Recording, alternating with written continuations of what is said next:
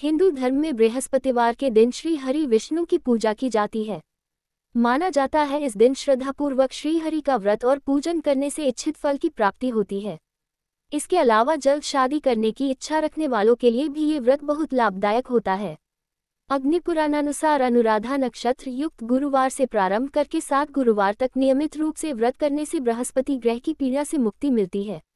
इसके अलावा घर में सुख शांति और श्री विष्णु भगवान का आशीर्वाद भी मिलता है। लेकिन केवल पूजन करने और व्रत रखने से संपूर्ण फल नहीं मिलते। व्रत के साथ साथ कथा का होना भी बेहद महत्वपूर्ण है। इसीलिए इस व्रत में भी बृहस्पति व्रत कथा का श्रवण किया जाता है। गुरुवार व्रत कथा निम्न प्रकार से है। बृहस्पतिवार व्रत कथा। प्राचीन समय की बात है। एक नगर में एक बड़ा व्यापारी रहता था। वह जहाजों में माल लदवाकर दूसरे देशों में भेजा करता था।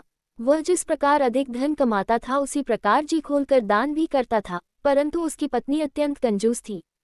वह किसी को एक दमड़ी भी नहीं देने देती थी। एक बार सेठ जब दूसरे देश व्यापार करने गया तो पीछे से बृहस्पतिदेव ने साधु वेश में उसकी पत्नी से भिक्षा मांगी। व्यापारी की पत्नी बृहस्पतिदेव से बोली, हे साधु महाराज, मैं इस दान और पुण्य से तंग आ गई हूँ। आप कोई ऐसा उपाय बताएं जिससे मेरा सारा धन नष्ट हो जाए और मैं आराम से रह सकूं। मैं ये धन लुटता हुआ नहीं देख सकती। बृहस्पतिदेव ने कहा, हे देवी, तुम बड़ी विचित्र हो। संतान और धन से कोई दुखी होता है। अगर अधिक धन है तो इसे शुभ कार्यों में लगाओ, कुंवारी कन्याओं का विवाह कराओ, विद्यालय और बाग बगीचों का निर्माण कराओ। ऐसे पुण्य कार्य करने से तुम्हारा लोक परलोक सार्थक हो सकता है। परंतु साधु की इन बातों से व्यापारी की पत्नी को खुशी नहीं हुई। उसने कहा, मुझे ऐसे धन की आवश्यकता नहीं है जिसे मैं दान दूं। तब बृहस्पतिदेव बोले, यदि तुम्हारी ऐसी इच्छा है तो तुम एक उपाय करना। 7 बृहस्पतिवार घर को गोबर से लीपना, अपने केशों को पीली मिट्टी से धोना, केशों को धोते समय स्नान करना, व्यापारी से हजामत बनाने को कहना, भोजन में मांस मदिरा खाना, कपड़े अपने घर धोना। ऐसा करने से तुम्हारा सारा धन नष्ट हो जाएगा। इतना कहकर बृहस्पतिदेव अंतर ध्यान हो गए। व्यापारी की पत्नी ने बृहस्पति देव के कहे अनुसार 7 बृहस्पतिवार वैसा ही करने का निश्चय किया। केवल 3 बृहस्पतिवार बीते थे कि उसी समस्त धन संपत्ति नष्ट हो गई और वह परलोक से धार गई। जब व्यापारी वापस आया तो उसने देखा कि उसका सब कुछ नष्ट हो चुका है। उस व्यापारी ने अपनी पुत्री को सांत्वना दी और दूसरे नगर में जाकर बस गया। वहां वह जंगल से लकड़ी काटकर लाता और शहर में बेचता। इस तरह वह अपना जीवन व्यतीत करने लगा। एक दिन उसकी पुत्री ने दही खाने की इच्छा प्रकट की, लेकिन व्यापारी के पास दही खरीदने के पैसे नहीं थे। वह अपनी पुत्री को आश्वासन देकर जंगल में लकड़ी काटने चला गया। वहां एक वृक्ष के नीचे बैठ अपनी पूर्व दशा पर विचार कर रोने लगा। उस दिन बृहस्पतिवार था। तभी वहां बृहस्पतिदेव साधु के रूप में सेठ के पास आए और बोले, हे मनुष्य, तू इस जंगल में किस चिंता में बैठा है? तब व्यापारी बोला, हे महाराज, आप सब कुछ जानते हैं।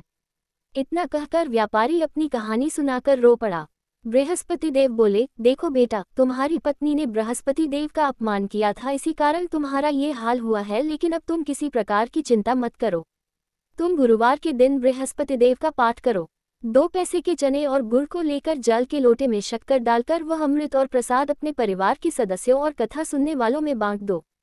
स्वयं भी प्रसाद और चरणामृत लो। भगवान तुम्हारा अवश्य कल्याण करेंगे। साधु की बात सुनकर व्यापारी बोला, महाराज, मुझे तो इतना भी नहीं बचता कि मैं अपनी पुत्री को दही लाकर दे सकूं। इस पर साधु जी बोले, तुम लकड़ियां शहर में बेचने जाना। तुम्हें लकड़ियों के दाम पहले से 4 गुने मिलेंगे, जिससे तुम्हारे सारे कार्य सिद्ध हो जाएंगे। लकड़हारे ने लकड़ियां काटी और शहर में बेचने के लिए चल पड़ा। उसकी लकड़ियां अच्छे दाम में बिक गई, जिससे उसने अपनी पुत्री के लिए दही लिया और गुरुवार की कथा हेतु चना गुड़ लेकर कथा की और प्रसाद बांटकर स्वयं भी खाया। उसी दिन से उसकी सभी कठिनाइयां दूर होने लगी। परंतु अगले बृहस्पतिवार को वह कथा करना भूल गया। अगले दिन वहां के राजा ने एक बड़े यज्ञ का आयोजन कर पूरे नगर के लोगों के लिए भोज का आयोजन किया। राजा की आज्ञा अनुसार पूरा नगर राजा के महल में भोज करने गया। लेकिन व्यापारी व उसकी पुत्री तनिक विलंब से पहुंचे, अतः उन दोनों को राजा ने महल में ले जाकर भोजन कराया। जब वे दोनों लौटकर आए तब रानी ने देखा कि उसका खूंटी पर टंगा हार गायब है। रानी को व्यापारी और उसकी पुत्री पर संदेह हुआ कि उसका हार उन दोनों ने ही चुराया है। राजा की आज्ञा से उन दोनों को कारावास की कोठरी में कैद कर दिया गया। कैद में पड़कर दोनों अत्यंत दुखी हुए। वहां उन्होंने बृहस्पति देवता का स्मरण किया। बृहस्पति देव ने प्रकट होकर व्यापारी को उसकी भूल का आभास कराया और उन्हें सलाह दी कि गुरुवार के दिन कैदखाने के दरवाजे पर तुम्हें 2 पैसे मिलेंगे, उनसे तुम चने और मुनक्का मंगवाकर विधिपूर्वक बृहस्पति देवता का पूजन करना। तुम्हारे सब दुख दूर हो जाएंगे। बृहस्पतिवार को कैदखाने के द्वार पर उन्हें 2 पैसे मिले। बाहर सड़क पर एक स्त्री जा रही थी। व्यापारी ने उसे बुलाकर गुड़ और चने लाने को कहा। इस पर वह स्त्री बोली, मैं अपनी बहू के लिए गहने लेने जा रही हूँ, मेरे पास समय नहीं है। इतना कहकर वह चली गई। थोड़ी देर बाद वहां से एक और स्त्री निकली। व्यापारी ने उसे बुलाकर कहा कि हे बहन, मुझे बृहस्पतिवार की कथा करनी है, तुम मुझे 2 पैसे का गुड़ चना ला दो। बृहस्पति देव का नाम सुनकर वह स्त्री बोली, भाई, मैं तुम्हें अभी गुड़ चना लाकर देती हूँ। मेरा इकलौता पुत्र मर गया है, मैं उसके लिए कफन लेने जा रही थी, लेकिन मैं पहले तुम्हारा काम करूंगी, उसके बाद अपने पुत्र के लिए कफन लाऊंगी। वह स्त्री बाजार से व्यापारी के लिए गुड़ चना ले आए और स्वयं भी बृहस्पति देव की कथा सुनी। कथा के समाप्त होने पर वह स्त्री कफन लेकर अपने घर गई। घर पर लोग उसके पुत्र की लाश को राम नाम सत्य है कहते हुए शमशान ले जाने की तैयारी कर रहे थे। स्त्री बोली, मुझे अपने लड़के का मुख देख लेने दो। अपने पुत्र का मुख देखकर उस स्त्री ने उसके मुंह में प्रसाद और चरणामृत डाला। प्रसाद और चरणामृत के प्रभाव से वह पुनः जीवित हो गया। पहली स्त्री जिसने बृहस्पति देव का निरादर किया था, वह जब अपने पुत्र के विवाह हेतु पुत्रवधू के लिए गहने लेकर लौटी और जैसे ही उसका पुत्र घोड़ी पर बैठकर निकला, वैसे ही घोड़ी ने ऐसी उछाल मारी कि वह घोड़ी से गिरकर मर गया। ये देख स्त्री रो रोकर बृहस्पति देव से क्षमा याचना करने लगी। उस स्त्री की याचना से बृहस्पति देव साधु वेश में वहां पहुंचकर कहने लगे, देवी, तुम्हें अधिक विलाप करने की आवश्यकता नहीं है। ये बृहस्पति देव का अनादर करने के कारण हुआ है। तुम वापस जाकर मेरे भक्त से क्षमा मानकर कथा सुनो, तभी तुम्हारी मनोकामना पूर्ण होगी।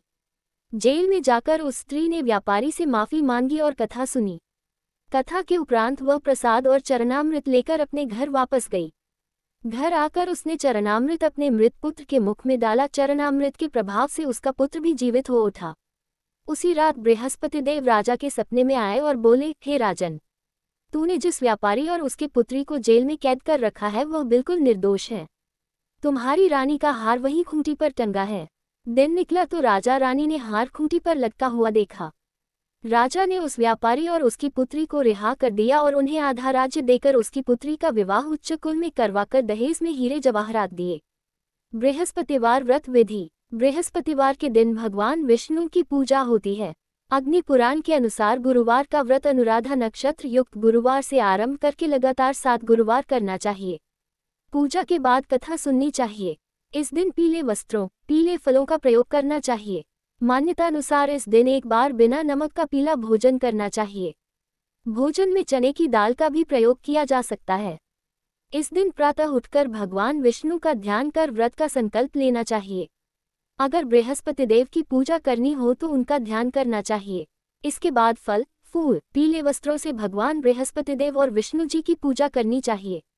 प्रसाद के रूप में केले चढ़ाना शुभ माना जाता है, लेकिन इन केलों को दान में ही दे देना चाहिए। शाम के समय बृहस्पतिवार की कथा सुननी चाहिए और बिना नमक का भोजन करना चाहिए। गुरुवार व्रत का फल। गुरुवार का व्रत पूरे श्रद्धाभाव से करने पर व्यक्ति को गुरुग्रह का दोष खत्म हो जाता है तथा गुरु कृपा प्राप्त होती है। इन दिन व्रत करने से व्यक्ति को सारे सुखों की प्राप्ति होती है। व्रत करने वाले जातक को ये ध्यान रखना चाहिए कि इस दिन बाल न कटाएं और न ही दाढ़ी बनवाएं।